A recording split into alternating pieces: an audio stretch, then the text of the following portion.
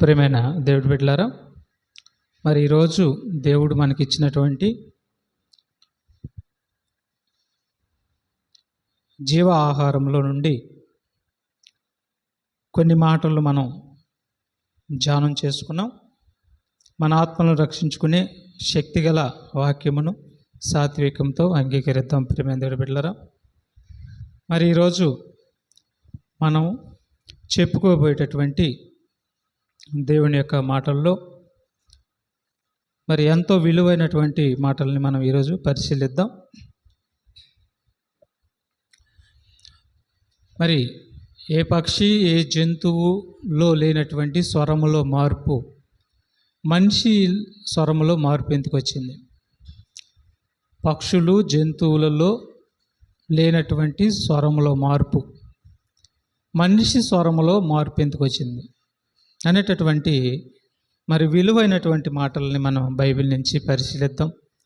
మరి జుంటి తేనె దారాల కంటే మధురమైనటువంటి, మరి బంగారం కంటే వెండి కంటే ఈ ప్రపంచంలో ఉన్న వాటన్నిటికంటే వాక్యం ఎంతో విలువైనది, మరి పవిత్రమైనది, శక్తి కలిగినది. అలాంటి జుంటి తేనె దారాల కంటే బంగారం కంటే మరి ఉన్నతమైనటువంటి వాక్యాన్ని మనం సాత్వికమైన మనసుతో అంగీకరిద్దాం. మరి పక్షుల్లో జంతువుల్లో లేనటువంటి స్వరం మార్పు మనిషి స్వరంలో ఎందుకు వచ్చింది అనేది మనం ఆలోచిద్దాం. ప్రియమైన దేవుడి బిడ్డలారా, ఈ ప్రపంచంలో దేవుడు సృష్టిని చేసి ఆ సృష్టిలో ఎన్నో రకాల లక్షల రకాల జీవరాశుల్ని జంతువుల్ని దేవుడు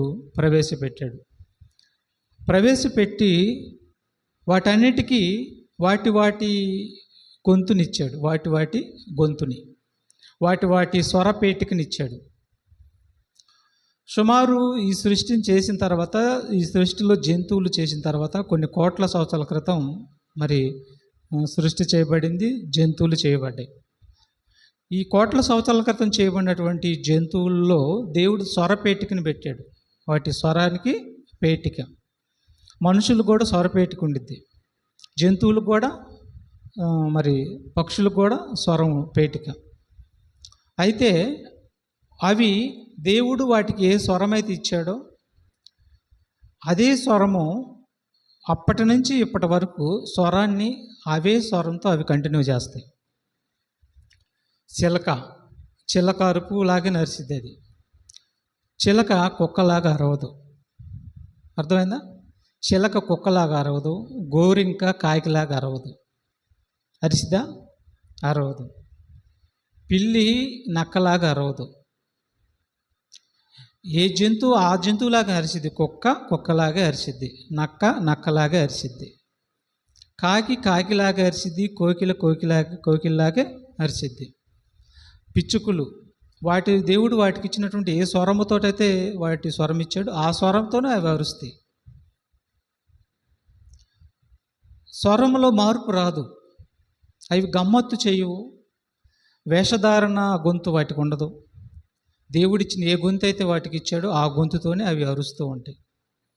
ఎప్పటి నుంచి అరుస్తున్నాయి అంటే మరి సుమారు కోట్ల సంవత్సరాల నుంచి దేవుడు వాటికి ఇచ్చినటువంటి గొంతు ఏదైతే ఇచ్చాడో ఆ అరుపే అవి అరుస్తాయి, కానీ వాటి స్వరంలో మార్పు అనేది లేదు.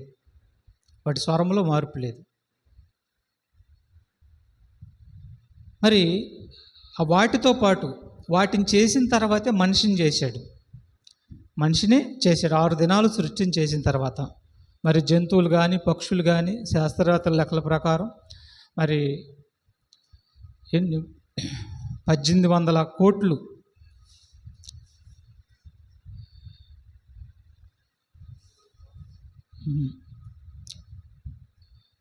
సుమారు లక్షల రకాలైనటువంటి జీవరాశుల్ని దేవుడు చేయటం అనేది జరిగింది. వాటిని చేసిన తర్వాత మనిషిని 6వ దినాన మనిషిని చేయటం అనేది జరిగింది. మనిషికి కూడా దేవుడు స్వరం ఇచ్చాడు, మనిషికి స్వరం ఇచ్చాడు, జంతువులకి పక్షులకి వాటికి సంబంధించిన స్వరం వాటికి ఇచ్చాడు. అయితే మనిషి దే మనిషిని చేసిన తర్వాత మనిషికి కూడా దేవుడు స్వరం ఇచ్చాడు. ఎలా ఎలా ఇచ్చాడంటే, దేవుడు తన స్వరూపమందు తన పోలిక చొప్పున నరుడికి జన్మనిచ్చాడు, మనిషిని చేశాడు. అలా చేసినటువంటి మనిషిని జ్ఞానవంతుడిగా జంతువుల కంటేను మృగముల కంటేను ఎక్కువగా బుద్ధినిచ్చాడు, ఎక్కువగా జ్ఞానాన్ని ఇచ్చాడు. సుమారు అనేక రకాలుగా ఆలోచించగలిగినటువంటి మెదడు మనిషికి ఇచ్చాడు, ఎక్కువగా బుద్ధిని ఇచ్చాడు మనిషికి. అలాగా తన స్వరూపమందు తన పోలిక చొప్పున చేసి తల్లి గర్భంలో నుంచి యథార్థవంతుడిగా పుట్టించాడు. తల్లి గర్భంలో నుంచి యథార్థవంతుడిగా పుట్టించేటప్పుడు స్వరంలో మార్పు లేదు, ఎటువంటి దుర్భాష లేదు, ఎటువంటి దురాలోచన లేదు.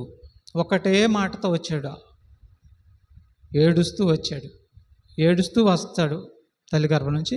ఎదిగే కొంది అమ్మ నాన్న మరి పలుకుతాడు, తర్వాత దేవుడు అని పలుకుతాడు.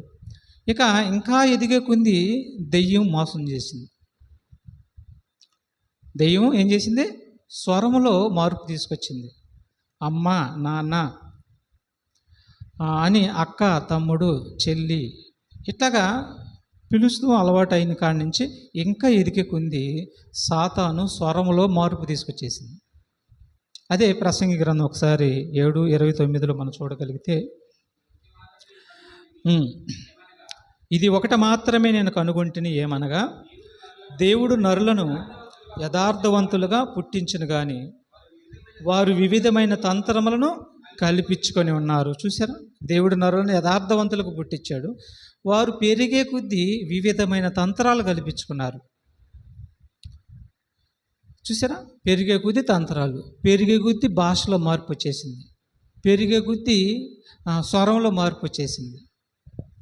ఎవరు మార్చారు ఇదేంటంటే, ఆది తల్లిదండ్రుల దగ్గరికి వెళ్ళాలి మనం.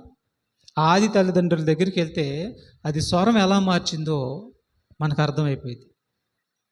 పుట్టుకలో లేని మనిషి యొక్క స్వరంలో మార్పు పెరిగే కొద్దీ స్వరంలో మార్పు ఎందుకు తీసుకొచ్చింది అని అంటే, స్వరంలో మార్పు తీసుకొస్తే చక్కగా నాతో పాటు నరకానికి వెళ్తారని దానికి బాగా తెలుసు. అర్థమైందా? నాతో పాటు అందరూ నరకానికి వస్తారు, స్వరంలో మార్పు తీసుకొస్తే చాలు అని చెప్పి మనిషిలాగా బ్రతకనీయకుండా స్వరంలో మార్పు తీసుకొచ్చింది. జంతువులు పక్షులు ఒకే రకంగా అవి పిలుస్తాయి, కానీ మనిషి మాత్రం స్వరంలో మార్పు తీసుకొచ్చింది. ఇప్పుడు స్వరంలో ఎలా మార్పు తీసుకొచ్చిందంటే, ఆది కాండంలో మనం ఆలోచించగలిగితే ఆది తల్లిదండ్రులకి దేవుడు ఆజ్ఞాపించినప్పుడు పండు తినొద్దు, పండు దినమున మీరు నిశ్చయముగా చచ్చెదురని నరుడికి ఆజ్ఞాపించాడు. మరి నరుడికి ఆజ్ఞాపిస్తే మరి సాతాను వచ్చి మరి వారి దగ్గరికి వచ్చి, ఇది నిజమా, దేవుడు మీరు తినొద్దని చెప్పాడా అని చెప్పినప్పుడు అవును తినొద్దన్నాడు అని చెప్పింది. అప్పుడు సాతాను ఏం చేసిందంటే, ఏం కాదు తిని తినమని మీరు నిశ్చయంగా బ్రతుకుతారని చెప్పింది. దేవుడేమో బ్రతకరని చెప్పాడు, సాతాను ఏం చెప్పింది? బ్రతుకుతారని చెప్పింది.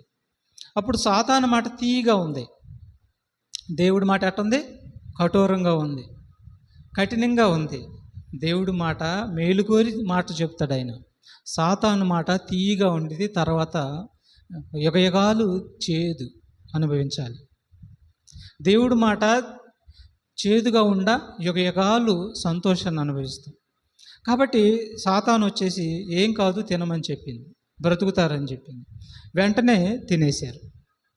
ఎప్పుడైతే ఆ పండును తిన్నారో ఇక హృదయంలోనికి అక్రమము ప్రవేశించేసింది. ఏం ప్రవేశించేసింది? అక్రమము. నిద్రపోబాకండి.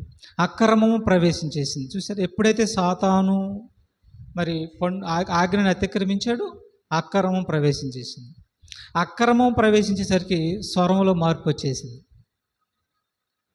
బాగా వినాలి, స్వరంలో మార్పు వచ్చేసింది.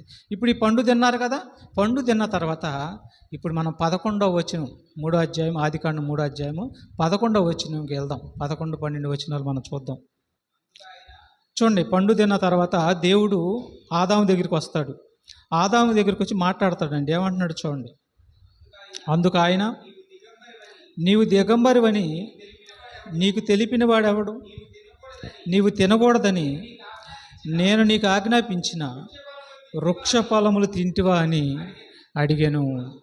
అందుకు ఆదాము, నాతో ఉండుటకు నీవు నాకు ఇచ్చిన ఈ స్త్రీయే ఆ వృక్ష ఫలములను కొన్ని నాకు ఇయ్యగా తింటిని. మార్పు వచ్చేసింది. చూసారా, మార్పు వచ్చేసింది.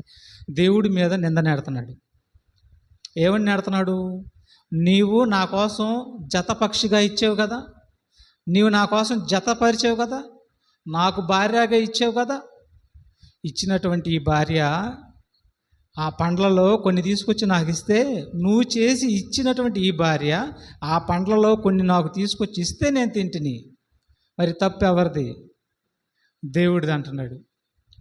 చూసారా ఎంత నాగ్గా దేవుడి మీద నెట్టేశాడు నేరం. అంటే స్వరములో మార్పు తీసుకొచ్చేసింది. దేవుడు యథార్థంగా మాట్లాడాలి.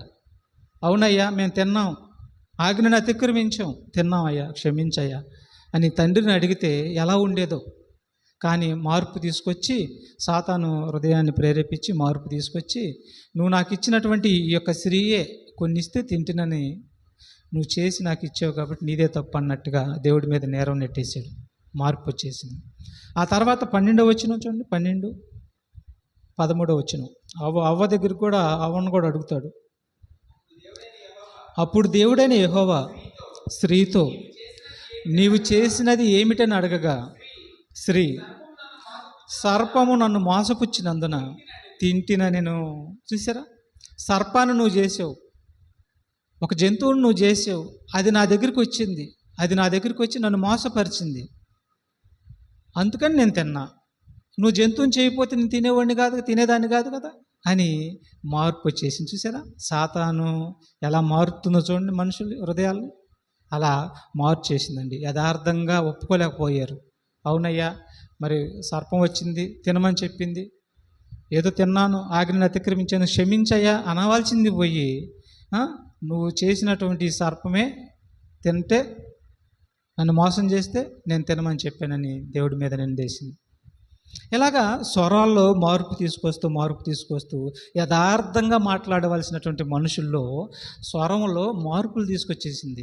అబద్ధాలు మాట్లాడటం, చాడీలు చెప్పటం, కొండెములు చెప్పటం, ఇవన్నీ ఇక బూతులు, సరశక్తులు మాట్లాడటం, వేషధారణ మాటలు మాట్లాడటం, ఇవన్నీ కూడా ఇక అప్పటి నుంచి మానవుల్లోనికి ఇక మొదలైంది. స్వరంలో మార్పు మొదలయ్యి ఇప్పటి వరకు కూడా ప్రతి వారి యొక్క స్వరము మార్పు తీసుకొచ్చి పెట్టింది. యథార్థత మాట్లాడటం అనేది కష్టం అయిపోయింది. కాబట్టి జంతువులకు లేదు ఆ స్వభావం, పక్షులకు లేదు ఆ స్వభావం. దేవుడు వాటికి ఏ స్వరం అయితే ఇచ్చాడో అదే స్వరంతో అవి అరుస్తూ ఉంటాయి. ఒకటే వాటికి దేవుడు ఇచ్చినటువంటి స్వరంతోనే అవి అరుస్తూ ఉంటాయి.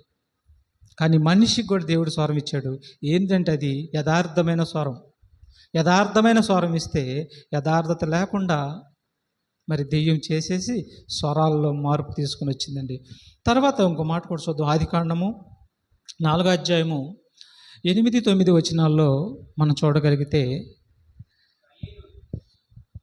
ఆదికాండం 4వ అధ్యాయం 8, 9 వచనాల్లో ఆది తల్లిదండ్రులకు పుట్టిన, ఆ జనరేషన్కి పుట్టినటువంటి ఆది తల్లిదండ్రులు, దేవుడు ఆజ్ఞను అతిక్రమించినటువంటి ఆది తల్లిదండ్రులకి పుడతారు. మొదట 2 పుడతారు, కయ్యేను, హేబేలు పుడతారు. ఈ హేబేలు, కయ్యేను పుట్టినప్పుడు ఈ హేబేలులో కూడా మార్పు తీసుకొచ్చేసింది. చూసారు జనరేషన్ ఎలా వస్తుందో. తల్లిదండ్రులు స్వరంలో మార్పు వచ్చేసరికి బిడ్డల్లోకి మార్పు వచ్చేసింది. చూసారా, అందుకని ఆ మార్పు అనేది వచ్చింది. హేబేల్ని అర్పణ దేవుడు అంగీకరించాడని, హేబేలు అర్పణ అంగీకరించాడని కయ్యోను సహించలేక అసూయపడి తన తమ్ముడిని చంపేసేస్తాడు. చంపేసినప్పుడు దేవుడు అడుగుతాడు, అయ్యా నీ తమ్ముడని హేబేలు ఎక్కడని అడుగుతాడు. అడిగినప్పుడు యథార్థంగా పుట్టించాడు కదా నిన్ను, మనుషులు ఎలా పుట్టించాడు? యథార్థంగా పుట్టించాడు. యథార్థంగా పుట్టించినప్పుడు తప్పు హత్య అయితే చేశాడు, చంపేశాడు, తమ్ముడిని చంపేశాడు. యథార్థమైన స్వరం పలకాలి, అయ్యా నేను చంపాను, నన్ను క్షమించు అని దేవుడి దగ్గర. ఆనాడు అప్పుడు మనుషులు లేరు, వాళ్ళే ఉంది. ఆది తల్లిదండ్రులు ఇద్దరను, వీళ్ళకి ఇద్దరే ఉంది. ఇక మనుషులు లేరు, జనరేషన్ లేదు. ఇక దేవుడు, అయ్యా నన్ను క్షమించు, నువ్వేం చేయమంటే నేను అది చేస్తానయ్యా అని ఒప్పుకోలా. స్వరంలో మార్పు వచ్చేసేసింది. చూడండి ఏమంటున్నాడు చూడండి, 8-9 వచ్చిన వరకు. కయ్యేను తన తమ్ముడైన హేబేలుతో మాట్లాడెను. వారు పొలంలో ఉన్నప్పుడు కయ్యేను తన తమ్ముడైన హేబేలు మీద పడి అతన్ని చంపెను. చూసారా, అతన్నే చంపేశాడండి. అప్పుడు యెహోవా, నీ తమ్ముడైన హేబేలు ఎక్కడ ఉన్నాడని కయీనుని అడగగా, అతడు, నేను ఎరగను, నా తమ్ముడికి నేను కావలివాడనా నేను. చూసారా, నా తమ్ముడికి నేను కావలివాడనా ఏంటి నన్ను అడుగుతావు అన్నట్టుగా అబద్ధం ఆడేశాడు. చూసారా, దేవుడు నరులను యథార్థవంతులుగా పుట్టించాడు. సాతాను ఏం చేసింది? స్వరంలో మార్పు తీసుకొచ్చింది. హత్య చేసేవారుగా చేసింది, అబద్ధాలు ఆడేవారుగా చేసింది, స్వరాలలో మార్పు తీసుకొని వచ్చేసింది. ఈ స్వరాలలో మార్పు తీసుకొస్తే నష్టం ఏంటి అని మనం అనుకోవచ్చు. ఇప్పుడు తెలియదు అది. స్వరాలలో మార్పు వస్తే నష్టం ఇప్పుడు తెలీదు. కన్ను మూసిన మరుక్షణమే అర్థమైపోయింది. స్వరంలో మార్పు వస్తే ఇక నరకము వెళ్ళిపోతారు. ఇది మాస్టర్ ప్లాన్ సాతాన్ది. దీన్ని కనుగొన్న వారు ఎవరంటే బైబిల్ బాగా చదువుకొని బాగా నేర్చుకొని దాని యొక్క పట్టు సాధిస్తే సాతాను యొక్క తంత్రాలు ఏంటో ఖచ్చితంగా పట్టుకోగలరు. లేదు నామకార్థంగా ఏదో నమ్మాము అనుకుంటే మాత్రం దాని కుయుక్తి చనిపోయినంత వరకు అర్థం కాదు. కాబట్టి స్వరంలో కయ్యోని యొక్క స్వరంలో మార్పు తీసుకొచ్చి వచ్చింది. ఆ మార్పు వల్ల అతనికి ఎంతో నష్టం కలిగింది. 500 సంవత్సరాలు దేశదిమ్మరగా తిరిగాడు. ఆది తల్లిదండ్రులు స్వరంలో మార్పు వచ్చినందుకు అమరత్వంగా పుట్టించినటువంటి దేవుడు వారు మరి 1000 సంవత్సరాల లోపులోనే మరణం పొందుకున్నారు. మరణం వచ్చేసింది. చూసారా, శపించబడినట్టుగా అయిపోయారు. కాబట్టి స్వరములో మార్పు వస్తే జరిగే నష్టాలు ఇవే. అందుకని దేవుడికి సాతానికి బాగా తెలుసు ఏమని, స్వరంలో మార్పు తీసుకొస్తే వీళ్ళకి పతనానికి దారి తీసిదన్న సంగతి సాతానికి బాగా తెలిసి స్వరంలో మార్పు తీసుకొచ్చేస్తుంది. మనిషి ఏం చేస్తున్నాడంటే భయపడక ఏదైనా భయపడక మరి నాలుక ఉంది కదని మాట్లాడేసేస్తున్నాడు. దాని వెనక వచ్చే నష్టాన్ని గుర్తిస్తలేదు. వచ్చేది ఒకటే, ఇక నరకం తప్ప మరొకటి కాదు. ఇది బాగా తెలుసు దెయ్యానికి. తర్వాత 2 రాజుల గ్రంథం 5వ అధ్యాయం కూడా చూద్దాం. 2 రాజుల గ్రంథం 5వ అధ్యాయము 25-26 వచనంలో ఇక్కడ మరొక అతని స్వరం మారుతుంది చూడండి. ఏమండి, ఇక్కడ గెహజీ, ఎలీషా అనేటటువంటి ఇద్దరు ఉంటారు. వీరిలో గెహజీ అనేటటువంటి అతను ఎలీషా యొక్క శిష్యుడు. ఇతను నయమాను యొక్క కుష్టు తగ్గిన తర్వాత, ఎలీషా గారు నయమాను యొక్క కుష్టుని తగ్గించిన తర్వాత మరి బహుమానాలు ఇవ్వబోతాడు. ఎలీషా గారికి బహుమానాలు ఇస్తున్నప్పుడు ఎలీషా గారు వద్దంటాడు. వద్దు, నువ్వు జాగ్రత్తగా వెళ్ళాయా, వద్దని అంటాడు. ఇక ఈ గెహజీ ఏం చేస్తారంటే వాటికి ఆశపడి యజమాని వద్దన్న దానికి అతను వెళ్ళి తీసుకొని వచ్చి తన ఇంట్లో దాచిపెట్టుకొని వస్తాడు. అప్పుడు ఎలీషా గారు అడుగుతాడు, ఏమని, ఎక్కడికి వెళ్ళావని అడుగుతాడు. అప్పుడు ఆయన ఏం సమాధానం చెప్తున్నాడు చూడండి ఒకసారి. స్వరంలో మార్పు వచ్చేసింది. అతడు లోపలికి పోయి తన యజమానుని ముందర నిలవగా ఎలీషా వానిని చూసి, గెహజీ, నువ్వు ఎచ్చట నుండి వచ్చితివని అడిగినందుకు వాడు, నీ దాసుడైన నేను. మార్పు చూసారా, మార్పు. ఎక్కడికి బాలేదా నువ్వు? ఎక్కడికి బాలేదా? నయమాన్ దగ్గరికి వెళ్ళావు, ఎలీషా చెప్పకుండా ఎలీషా చెప్పాడని చెప్పి అబద్ధం చెప్పావు, కొంత బహుమానాలు తీసుకొని వచ్చి ఇంట్లో పెట్టుకొని వచ్చి నీ దాసుడు, నీ యొక్క యజమాని అడుగుతుంటే, ఎక్కడికి పోయావని అడుగుతుంటే నేను ఎక్కడికి పోలేదంటావా? ఇదేనా నువ్వు నేర్చుకున్న శిష్యరికం? ఇదేనా నీ దైవజనుడి దగ్గర నేర్చుకున్నది? ఇదేనా? చూసారా, నేను ఎక్కడికి పోలేదన్నాడండి. స్వరంలో మార్పు వచ్చేసింది. చూసారా, స్వరంలో మార్పు వచ్చింది. అబద్ధం ఆడేసాడు, నేను ఎక్కడికి పోలేదు.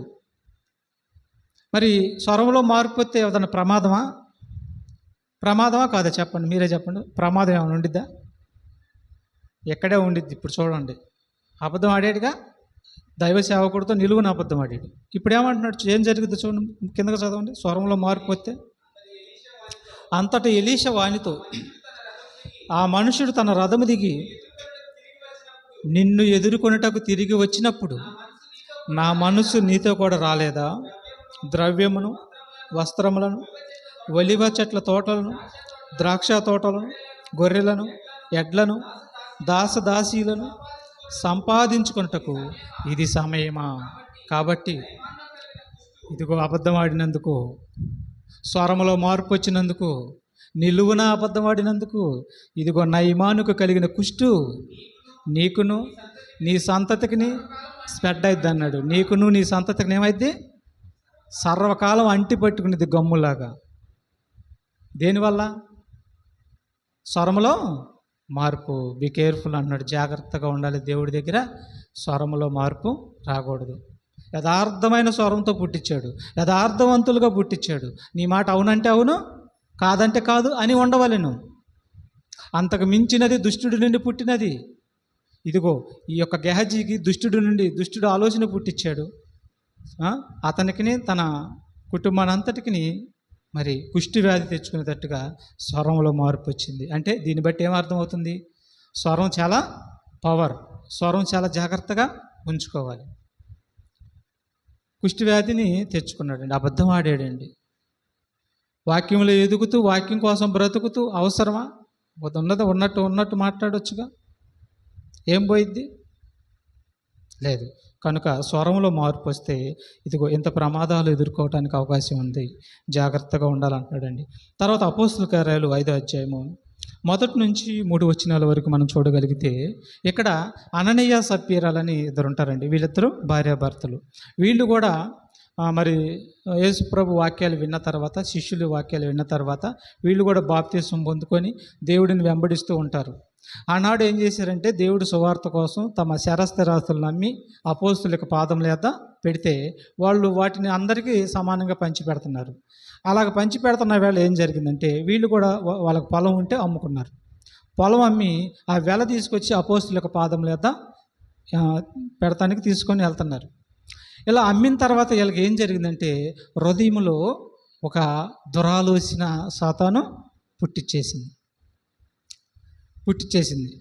పుట్టించేసరికి స్వరంలో మార్పు వచ్చేసింది. ఏ స్వరం ఇచ్చావు దేవుడి దగ్గర? అయ్యా ఇదిగో నాకు ఈ పొలం ఉంది, ఈ పొలం అమ్మేసి ఇదిగో నీకే ఇచ్చేసేస్తున్నాను. ఇదిగో అందరికి సమానంగా పంచి పెడుతున్నారు కదా, ఇదిగో అలాగే పంచి పెట్టండి నా కష్టార్జితం అని చెప్పి మంచి మనసుతో అమ్మారు. అది తీసుకొచ్చి వాళ్ళకి ఇస్తే వాళ్ళు అందరికి సమానంగా పంచిపెట్టేవాళ్ళు. కానీ స్వరంలో మార్పు వచ్చేసిందండి. ఎంత ప్రమాదం తెచ్చుకున్నారు చూడండి మీదకి. చదవండి. అప్పుడు పేతురు, అననీయ, నీ భూమి వెలలో కొంత దాచుకొని పరిశుద్ధాత్మను మోసపుచ్చుటకు సాతాను ఎందుకు నీ హృదయమును ప్రేరేపించెను? అది నీ వద్ద ఉన్నప్పుడు నీదే కదా. అమ్మిన పిమ్మట అది నీ వశమై ఉండలేదా? ఎందుకు ఈ సంగతి నీ హృదయంలో ఉద్దేశించుకున్నావు? అది నీవు మనుషులతో కాదు, దేవుడితోనే అబద్ధమాడితివని. చూసారా ఏమొచ్చింది? పేతురు గారు అడుగుతాడు, ఎంతకైనా మీరు అమ్మిందని అడుగుతాడు. అప్పుడు అన్నయ్య ఏం చెప్పాడు? ఇంతకే అన్నాడా? ఇంతకే అన్నాడు. అంతకేనా? మరి జరిగిందంత వాస్తవేనా? కాదు. వెలలో కొంత దాచుకొని ఇంతకనని పరిశుద్ధాత్మతో నిండుకొని ఉన్నటువంటి పేతురు గారితో చెప్తున్నాడు, అబద్ధం చెప్తున్నాడు. చూసారా, స్వరంలో మార్పు వచ్చేసింది. మరి దానికి శిక్ష ఏంటి? చదవండి, ఎంత శిక్ష పడిందో చూడండి. మాటే కదా మనం మాట్లాడవచ్చు, మాటలే కదా మనం అబద్ధం ఆడవచ్చు, మాటలే కదా మన మాటలు తప్పొచ్చు అని మనం అనుకుంటే దాని వెనక పరిణామం చాలా చాలా నష్టం తీసుకొచ్చి పెడుతుంది. ఇక్కడ చూడండి ఏమంటున్నాడు. అననీయ ఈ మాటలు వినుచూని పడి ప్రాణము విడవగా వినిన వారందరికీ మిగులు భయం కలిగిను. చూసారా ఏమండి? చూసారా, అబద్ధం ఆడేశాడు. ఇంతకేనని పరిశుద్ధాత్మతో నిండుకొని ఉన్నటువంటి పేతురు గారితో నిలువున అబద్ధం ఆడేశాడు. ఎందుకు అలా జరిగిందంటే, భవిష్యత్తు తరాల వారికి బుద్ధి తెచ్చడానికి వాళ్ళకు పడింది ఆనాడు శిక్ష. ఇక చరిత్రలో ఫ్యూచర్లో ఎవరు కూడా బైబిల్ అర్థం చేసుకొని చదివి దేవుడికి వ్యతిరేకంగా కానీ మాట్లాడిన, అబద్ధాలు సృష్టించిన, ఇదిగో పట్టేది స్థితి ఇదేనని చెప్పి ఆనాటి తరాల వారికి దేవుడు శిక్ష విధించాడు. మరి ఇప్పటి వరకు కూడా ఎవరైనా సరే అలాగా కఠినంగా భయం లేకుండా కానీ వ్యతిరేకంగా అబద్ధం కానీ స్వరంలో మార్పు వస్తే మాత్రం శిక్ష తప్పదంటున్నాడు ఎవరికైనా. కాబట్టి ఇతను ముందుకు పడి ప్రాణము విడిచాడు. తర్వాత భార్య వచ్చింది, భార్య అని కూడా అడుగుతాడు. ఆమె కూడా చెప్పేసింది, ఇంతకైనా అయ్యానని చెప్పింది. ఇంతకైనా అని అడుగుతాడు మళ్ళీ. అంది, ఇదిగో నీ యొక్క భర్తని పాతిపెట్టి పడుచువారు వస్తున్నారు, ఇదిగో నిన్ను కూడా తీసుకొని వెళ్తారని చెప్తాడు. వెంటనే ముందుకు పడిద్ది, చనిపోయిద్ది. ఆమెను కూడా తీసుకుని వెళ్ళి పాతిపెట్టేస్తారు. అంటే ఇక్కడ ఏమర్థం అవుతుంది? స్వరంలో మార్పు రాకూడదు అంటున్నాడు. ఎందుకంటే స్వరము మార్చింది ఎవరు? అదిగో చూసారా, స్వరము మార్చింది సాతాను. ఇక అది కంటిన్యూ అవ్వకూడదు, దాన్ని విరిచేసుకోవాలి. ఆ స్వరం ఉండకూడదు మనలో. అబద్ధం అనేది ఉండకూడదు స్వరం. వేషధారణ మాటలు ఉండకూడదు స్వరం. ఎందుకంటే అవన్నీ కూడా దేవుడికి అయిష్టం. మాటే చాలా పవర్. మాటే దేశాల మధ్య దేశాలకు యుద్ధాలకు కారణం. మాటే ప్రతి సమస్యకి కారణం. మాటే. అవునా కాదా? మాటకు అంత పవర్ ఉందా? నాలుగుకి అంత పవర్ ఉందా? ఉంది. చూడండి, ఎవరైనా గబాలను ఒక మాట అన్నావు అనుకో, ఎందుకు అన్నావు నువ్వు, అంతేగా. మాట ఏదన్నా అన్నావు అనుకో, ఎందుకు అన్నావు నువ్వు, అసలు నన్ను ఎందుకు అన్నావు నువ్వు అని చెప్పి మనం అడుగుతాం. చూసారా, మాట అంటేనే అంత బాధ. అంటే మాటకు అంత శక్తి ఉందన్నమాట. అందుకని స్వరంలో మార్పు అనేది తేగూడదు ప్రేమ, రాకూడదు ప్రేమ దేవుడు బిడ్డలారా. అందుకని లేవీకాండంలో కూడా 19వ అధ్యాయం 16వ వచనం కూడా ధర్మశాస్త్రంలో మరి దేవుడు కొన్ని మాటలని మరి మోషే గారి ద్వారా రాయిస్తూ ధర్మశాస్త్రంలో కూడా మరి మాటలో తేడా రాకూడదు అని చెప్తున్నాడు. చూడండి ఒక మాట, లేవీకాండం 19:16 వచనం. నీ ప్రజలలో కొండెములాడుచు ఇంటింటికి తిరగకూడదు. చూసారేమన్నాడు? నీ ప్రజలలో కొండెములాడుచు ఇంటింటికి తిరగకూడదు అన్నాడు. ఏంటి? కొండెముల వల్ల సమస్యలు వస్తాయి, కొండెముల వల్ల నష్టాలు వస్తాయి, కొండెముల వలన లేనిపోయిన అన్ని గొడవలన్నీ వస్తాయి. అయ్యా, నీ ప్రజలలో కొండెములాడుచు ఇంటింటికి తిరగకూడదు అని చెప్పి ఆనాడు ఇశ్రాయేలీయులకి ధర్మశాస్త్రంలో దేవుడు రాయించి పెట్టాడు. ఎందుకంటే కొండెము అనేది స్వరం మారింది. అర్థమైందా? కొండెము అనేది స్వరము మారింది కాబట్టి సమస్యలు వచ్చేసేస్తాయి. దేవుడి వలన శిక్ష వచ్చింది. ఉదాహరణకి ఒక మాట మనం చూడగలిగితే, యేసుప్రభు వారు ఉన్నాడు. యేసుప్రభు వారు ఉన్నప్పుడు ఆయన దగ్గరికి వచ్చి అందరూ ఏదో ఒకటి అయ్యా ఇదిగో ఇది సమస్య, ఇది బాధ అని చెప్తూ ఉంటారు. ఆయన వింటాడు. ఆయన మరి ఏదైనా రోగం ఉంటే తగ్గిస్తాడు. ఏదైనా మాటలు వింటాం, ఇక అంతే. ఇక ఆ మాట తీసుకెళ్ళి ఇంకా వేరే వాళ్ళకి ఆయన చెప్పడం అంత టైం కూడా ఆయనకి లేదు. ఆయనకి అంత అవసరత లేదు. ఆయన నమ్మిన మనకు కూడా అది అవసరత లేదు. అందుకే చెప్తున్నాడు. ఎందుకంటే కొండెము కూడా చాలా పవర్ఫుల్, జీవితాన్ని నాశనం చేసిద్ది, ఎదుటివారి జీవితాన్ని కూడా నాశనం చేసిద్ది. కాబట్టి ఇదిగో ఇశ్రాయేలులారా, మీలో ఈ కొండెములు ఉండకూడదని ధర్మశాస్త్రంలో రాయించాడు ప్రియమైన బిడ్డలారా. తర్వాత యెహెజ్కేలు గ్రంథం 22:9 వచనం కూడా చూద్దాం. యెహెజ్కేలు గ్రంథము 22:9 వచనంలో కూడా మంచి మాటలు రాయించాడు. చూద్దాం త్వరగా. కొండెములు చెప్పి నరహత్య చేయవారు నీలో కాపురం ఉన్నారు. చూసారా, కొండెములు చెప్తే ఏం జరిగిందంట? నరహత్యలు కూడా జరుగుతాయంట. చూసారా, నరహత్యలు జరుగుతాయి, కాపురాలు పోతాయి, తర్వాత కొట్టుకుంటారు, కేసులు అవుతాయి. అవసరమయ్యన్నీ అవసరం లేదు. అందుకే వద్దంటున్నాడు. నీలో కొండెములు చెప్పి నరహత్య చేయవారు కాపురం ఉన్నారు అంటున్నాడండి. 22వ అధ్యాయం 9 వచనం. 22:9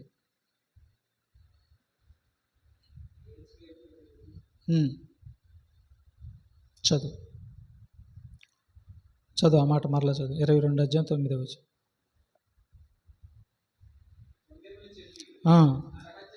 కొండెములు చెప్పి నరహత్య చేయవారు నీలో కాపురం ఉన్నారు. చాలు.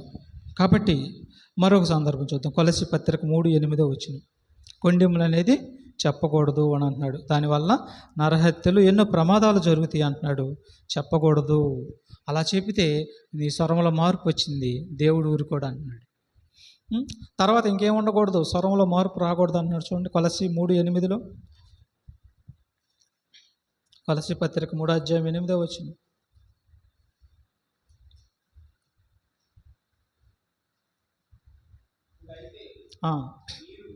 ఇప్పుడైతే మీరు కోపము, ఆగ్రహము, దుష్టత్వమును, దూషణ, మీ నోట బూతులు అను వీటన్నిటిని విసర్జించుడి. ఒకనితో ఒకడు అబద్ధమాడుకుడి. ఏలయనగా చూసారేమంటున్నాడు? ఇప్పుడైతే మీరు, మళ్ళీ చదివే ఏమన్నాడు? చక్కటి మాటలు ఏమంటున్నాడు? మళ్ళీ చదువు. ఇప్పుడైతే అంటే నమ్మి బాప్తీసం తీసుకున్న తర్వాత మరి రొట్టె ద్రాక్షరసం తీసుకుంటున్నప్పుడు, ఇప్పుడైతే మీరు కోపము, ఆగ్రహము, దుష్టత్వము, దూషణ, మీ నోట బూతులు అను వీటన్నిటిని విసర్జించుడి. చూసారా? వీటన్నిటిని ఏం చేయాలా? విసర్జించండి అన్నాడు. ఒకరితో ఒకరు అబద్ధం ఆడొద్దు అన్నాడు. చూసారా? స్వరంలో మార్పు రాకూడదు, బూతులు రాకూడదు, కొండెములు వద్దు, ఒకరితో ఒకరు అబద్ధాలు వద్దు. ఎలా అనగా మునుపు మీరు ఆడారు, మునుపు బాప్తీసం తీసుకోకముందు మునుపు మీరు ఆడారు, ఇప్పుడు బాప్తీసం తీసుకున్నారు, క్రీస్తుని ధరించుకున్నారు. మీరు ఆడే ప్రతి మాట, మీరు మాట్లాడే ప్రతి స్వరంలో మార్పు దేవుడికి ఏం తెచ్చిద్ది? మహిమ తెచ్చిద్దా, అవమానం తెచ్చిద్దా? అందుకనే వద్దంటున్నాడు. దేవుడికి అవమానం తెచ్చిద్ది కాబట్టి ఆ అవమానం దేవుడు తెచ్చే కంటే అసలు అబద్ధాన్ని తీసి అవగడపడేది మనం మాట్లాడద్దు, మనకు అవసరం లేదు. కొండాన్ని అవగడపడేది మనకు అవసరం లేదు. బూతులు వద్దు, అవతల పడేయాలి, మనకు అవసరం లేదు. దేవుడి నామానికి అవమానం తెచ్చి ఇవన్నీ మనకు వద్దు, తీసి అవకడ పారేసేయమంటున్నాడు. పారేయాలి మనం వాటన్నిటిని. ఏలయనగా ప్రాచీన స్వభావమును దాని క్రియలతో కూడా మీరు పరిత్యజించి జ్ఞానం కలుగు నిమిత్తము దాన్ని సృష్టించిన వాని పోలిక చొప్పున నూతన పరచబడుచున్న నవీన స్వభావమును ధరించుకొని ఉన్నారు. మనం ఏం ధరించుకున్నాం? నవీన స్వభావం, క్రొత్త స్వభావం, క్రీస్తు స్వభావం ధరించుకొని ఉన్నాం. క్రీస్తులో ఈ లక్షణాలు ఏమీ లేవు కాబట్టి ఆయన ధరించుకున్నటువంటి మనం నవీన స్వభావం కలిగి ఉండాలి. తల్లి గర్భం నుంచి ఎలాగైతే యథార్థంగా పుట్టించాడో అదే స్వభావాన్ని, నవీన స్వభావాన్ని ధరించుకొని మాటలో, స్వరంలో మార్పు రాకూడదు. వస్తే ఫస్ట్ ఆఫ్ ఆల్ దేవుడికి దూరం అయిపోతాం.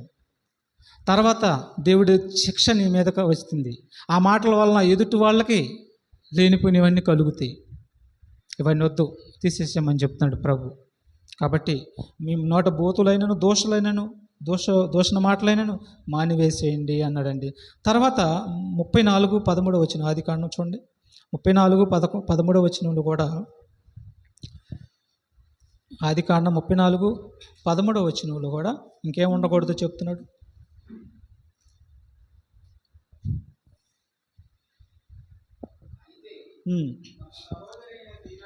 అయితే తన సహోదరి అయిన దీనాను అతను చెరిపినందున యాకోబు కుమారులు షెకెముతోను అతని తండ్రి అయిన హమోరుతోను కపటముగా ఉత్తరమిచ్చి, చూసారా? కపటముగా ఉత్తరం ఇచ్చారు. అంటే లోపల ఒకటి దాచుకొని పైకి ఒకటే చెప్పటం. వాళ్ళకి కపటంగా ఉత్తరం ఇచ్చారు.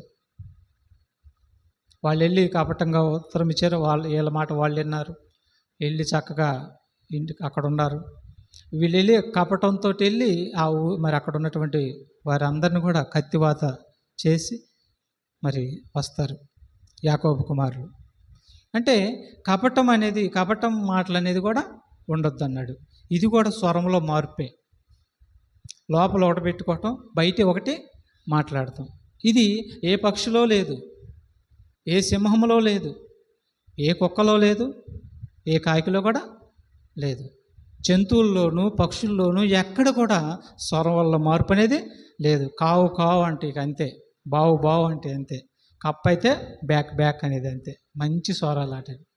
మరి మనిషి ఏమంటున్నాడు? మన ముందు ఏమంటాడు? అబ్బా అన్నా అంటాడు.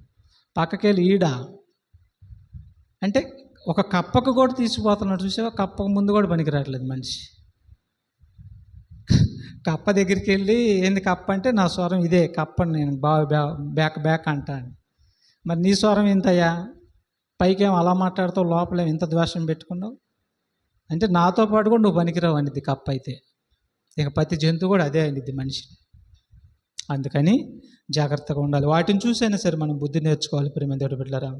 తర్వాత రోమపత్రిక 1వ అధ్యాయం 31వ వచనం కూడా చూద్దాం, త్వరగా ముగించుకున్నాం. ఇంకా రోమపత్రిక 1వ అధ్యాయము 31వ వచనంలో చూడండి, మాట తప్పువారును, చూసారా, మాట తప్పువారును, ప్రతి చిన్న విషయానికి, ప్రతి పెద్ద విషయానికి మాట ఇచ్చి తప్పటం. మాట తప్పకూడదు అంటున్నాడు, మాట తప్పకూడదు. ఇది కూడా స్వరంలో మార్పే. చూసారా, చాలా విషయాలు మనం చూస్తూ ఉంటాం. మన ఇరుగు పొరుగు వారిని కాబట్టి, లేదా మనమైనా గబాలను ఏదైనా మాట ఇచ్చామనుకో తప్పుతూ ఉంటాం. వద్దు అంటున్నాడు, అట్ట వద్దు. ఏదైనా నువ్వు చేయగలుగుతుంటే మాట ఇస్తే నెరవేర్చు, లేదంటే నీ వల్ల కాకపోతే సైలెంట్గా ఉండు. మాట ఇచ్చి తప్పకూడదు అంటున్నాడు ప్రభు. అది కూడా చాలా ప్రమాదం. తర్వాత మత్తయి సువార్త 27:44 వచనం కూడా, మత్తయి సువార్త 27:44 వచనం కూడా మనం చూడగలిగితే,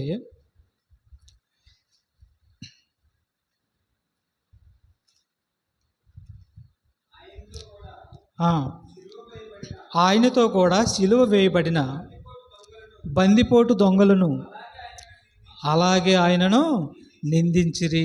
చూసారా, యేసు ప్రభువుని ఆయనతో పాటు ఉన్నటువంటి 2 దొంగలు నిందించారు ఆయన్ని. ఇంకా చాలామంది యేసు ప్రభువుని నిందించారు. అలాగే ఆయన ధరించుకున్నటువంటి మనలో నింద ఉండకూడదు. యేసు ప్రభు ఎవరిని కూడా నిందించలేదు. ఆయన దేవుడిని ఎరగని వారు యేసు ప్రభువుని నిందించారు. ఆయన ఎరిగినటువంటి మనం ఎవరిని కూడా నిందించకూడదు. ఎవరి మీద కూడా నింద మోపకూడదు, ఎవరిని కూడా నిందించకూడదు, నింద వేయకూడదు అన్నమాట, నిందించకూడదు. ఇది కూడా స్వరంలో మార్పు. ఈ స్వరాల్లో మార్పు వస్తే మాత్రం మనకి శిక్ష దగ్గరగా వస్తుందని అర్థం. మనకేమవుతుంది? శిక్ష దగ్గరికి వస్తుంది. వచ్చిందా? కయ్యోను, ఈయన పేరేంటి, గెహజీకి వచ్చింది కదా మార్పు. వచ్చినందుకు గెహజీకి వచ్చింది. ఆది తల్లిదండ్రులకు వచ్చిందిగా మరణం, వాళ్ళకి వచ్చింది. తర్వాత గెహజీకి వచ్చింది. తర్వాత అననీయ సపీరాలకు వచ్చింది. అంటే స్వరంలో మార్పు వస్తే శిక్ష వస్తుంది. ఆ శిక్ష కాదు, శరీరానికి కాదు, అదే స్వరంలో మార్పు వస్తూ అదే కంటిన్యూ హృదయంలో పెట్టుకొని మరి చనిపోయినంత వరకు అదే కంటిన్యూ అయితే ఇంకొక శిక్ష ఏంటి? నరకం. అబ్బో, ఎంత ప్రమాదం చూసారా! ముదిరిపోతుంది అన్నమాట. అందుకని చాలా జాగ్రత్తగా ఉండాలి, నిందలు మోపకూడదు అన్నాడు. తర్వాత జకర్యా గ్రంథం 8:16 వచనం కూడా చూద్దాం. మరి ఏం చేయాలి, ఎలా మాట్లాడాలి అంటే దేవుడు చెప్తున్నాడు, అయ్యా నేను చెప్తున్నాను, మీరు అలాగే మాట్లాడండి అని చెప్తున్నాడు. చూడండి ఒకసారి, జకర్యా గ్రంథం 8:16 వచనంలో, మీరు చేయవలసిన కార్యములు ఏమనగా ప్రతివాడు, చూసారేమన్నాడు? ప్రతివారు. ఇశ్రాయేలీలతో చెప్తున్నాడు, ఈనాడు క్రైస్తవులతో చెప్తున్నాడు. ప్రతివారు తన పొరుగు వానితో సత్యమే మాట్లాడాలి వాళ్ళను. చూసారేమన్నాడు? ప్రతివారు తన పొరుగు వారితో ఏం మాట్లాడాలి? సత్యము యథార్థమైన మాట మాట్లాడాలి. సత్యం అనగా వాక్యమే మాట్లాడాలి అని చెప్తున్నాడండి. ఇక ఏది మాట్లాడినా కానీ స్వరంలో మార్పు వచ్చేసిద్ది. అందుకే ఏమన్నాడు? విస్తారమైన మాటల్లో దోషం ఉండక మానదు. అందుకని నీ మాట అవునంటే అవుననాలి, కాదంటే కాదని చిన్నదిగా కొద్దిగా ఉండాలి. అందుకని జాగ్రత్తగా ఉండాలి. కాబట్టి ప్రతివాడు తన పొరుగువానితో సత్యమే చెప్పవలెను అన్నాడు. తర్వాత చూడండి, యోహాను సువార్త 17:7 వచనం కూడా చూద్దాం. సత్యము రావాలంటే, సత్యం ఉండాలంటే నీలో ఎవరు ఉండాలి? చూడండి, ఆ మాట కూడా చూద్దాం. యోహాను సువార్త 15:7 వచనం, 15 అధ్యాయం 7 వచనం.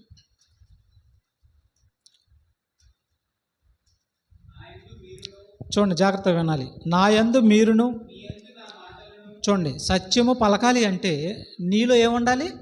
నీ యందు ఏముండాలి? ఆయన మాటలు ఉండాలంట. నువ్వు సత్యం పలకాలంటే నీలో ఏముండాలి? ఆయన మాటలు ఉండాలి. ఇది బాగుంది.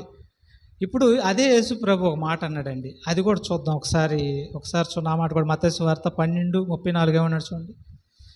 ఏమన్నాడు? నువ్వు సత్యం పలకాలంటే నీ యందు నా మాటలు ఉండాలన్నాడా?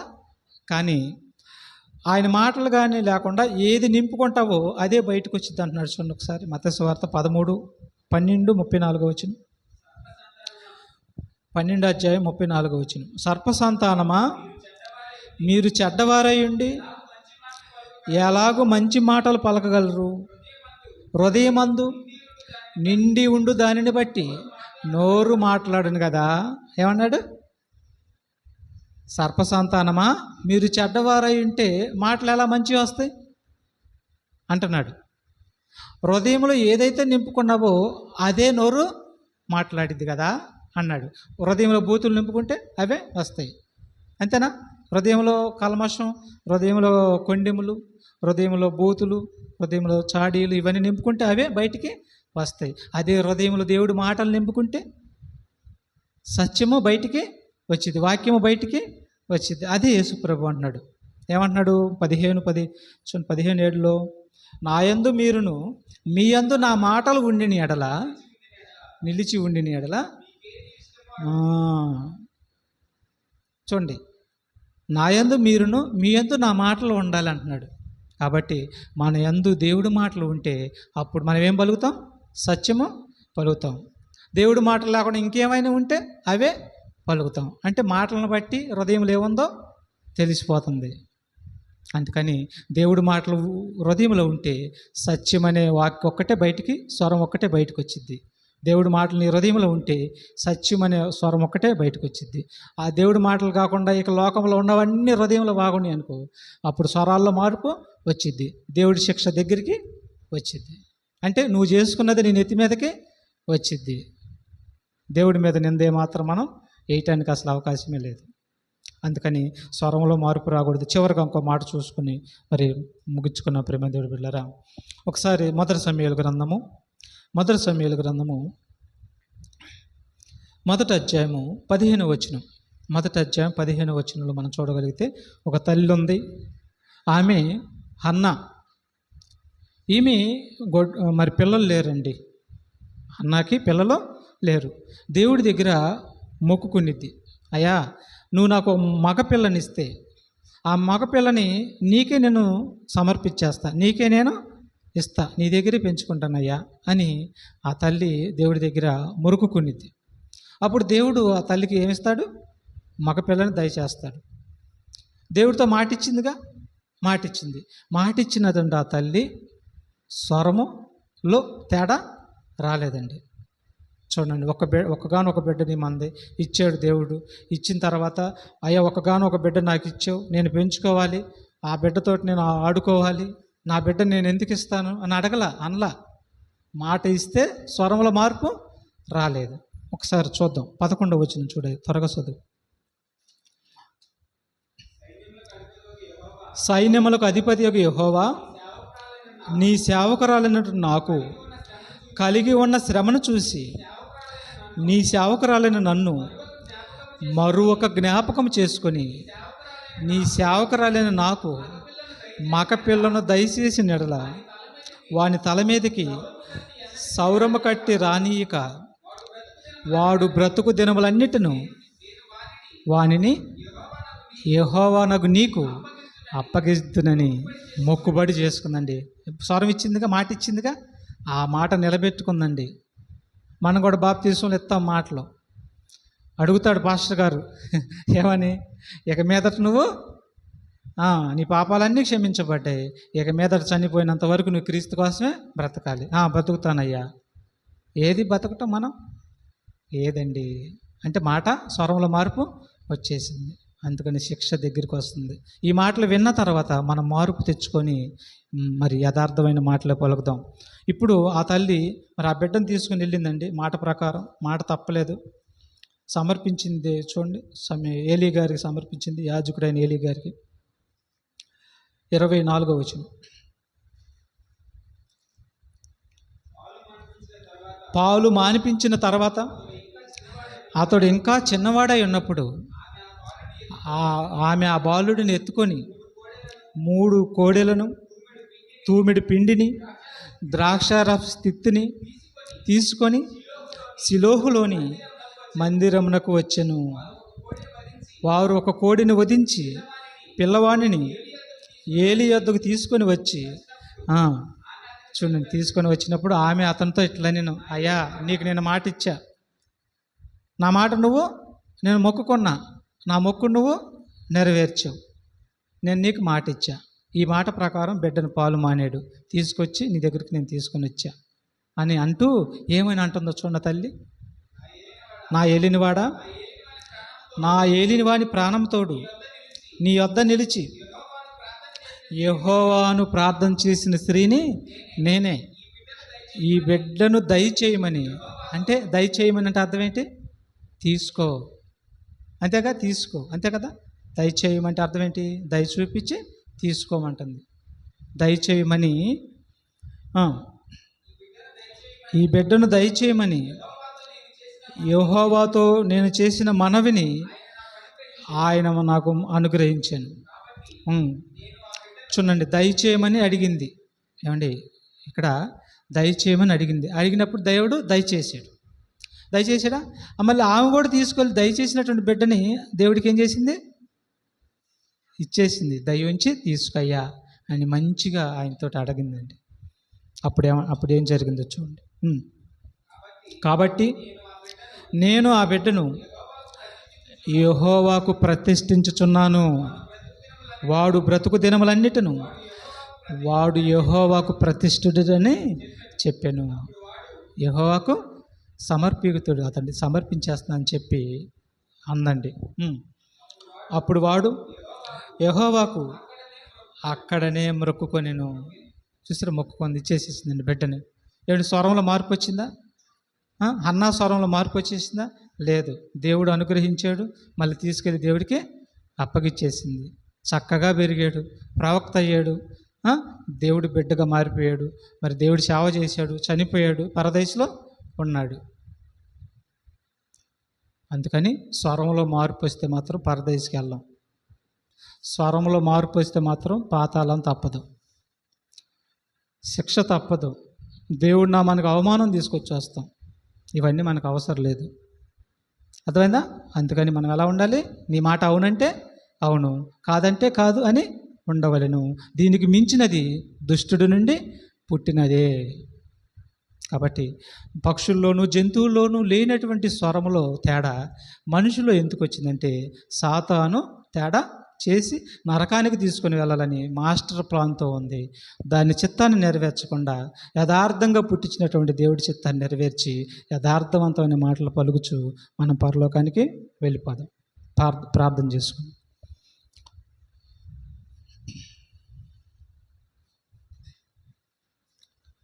దయచేసి అందరం కూడా తలలో ఉంచుకున్నాం.